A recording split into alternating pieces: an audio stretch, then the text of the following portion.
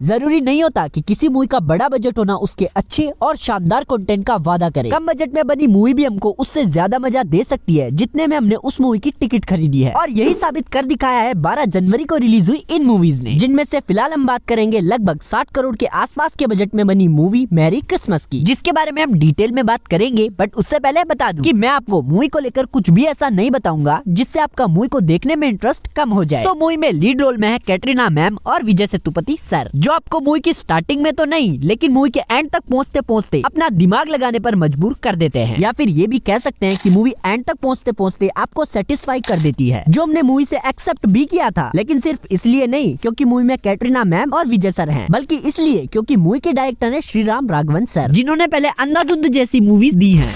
तो मूवी में कहानी की शुरुआत होती है दो अजनबियों से, जिनमें से कैटरीना मैम का कैरेक्टर नेम होता है मारिया और विजय सर का एल्बर्ट, और इन दोनों के अलावा मूवी में एक और कैरेक्टर होता है जो एक तरह से मूवी का एंड करता है, और वो है मारिया की बेटी एनी, जो बॉम्बे में रहते हैं। और जब क्रिसमस की रात को मारिया अपनी बेटी एनी के साथ क्रिसमस सेलिब्रेट करने को निकलती है, तभी इनकी मुलाकात होती है एल्बर्ट से, जो 7 साल बाद बॉम्बे लौटता है। अब ये 7 साल तक कहाँ रहते हैं ये बताना तो ठीक नहीं होगा, क्योंकि ये भी मूवी का वही हिस्सा है जिसका आनंद आपको मूवी को देखते हुए ही लेना चाहिए। इन सब के बाद ये दोनों एक दूसरे से शेयर करने लग जाते हैं कि आखिर इनकी लाइफ में चल क्या रहा है, और बातों ही बातों में हमको बताया जाता है कि मारिया एक ऐसे रिलेशन में है जहाँ उनको दूर दूर तक प्यार नहीं मिला तो सिर्फ शक। बेसिकली वो अपने हस्बैंड के साथ नहीं रहना चाहती, जिसके बहुत से रीजंस हैं, जिनमें से एक है उनका ड्रग्स लेना और मारिया को चीट करना। इन्हीं सब के बीच एल्बर्ट को मारिया के घर कुछ ऐसी चीजें दिखाई देती है जिससे हमें लगता है कि अब कुछ और इंटरेस्टिंग होगा, लेकिन ऐसा फिलहाल कुछ नहीं होता। जिसके बाद ये दोनों एक दूसरे के साथ 12 बजे क्रिसमस सेलिब्रेट करते हैं, लेकिन उस तरह से नहीं जिस तरह से शायद आप सोच रहे हो।